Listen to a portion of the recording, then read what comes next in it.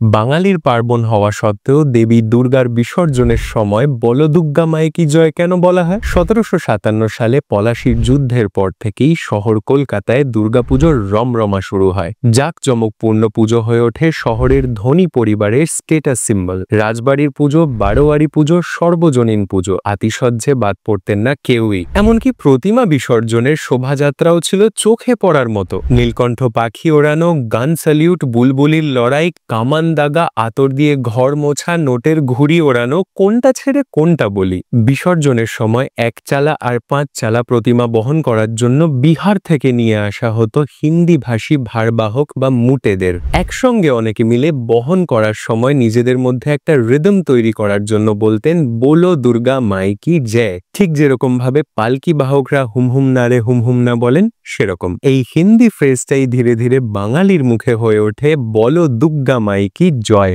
Follow করুন আনন্দবাজার.com।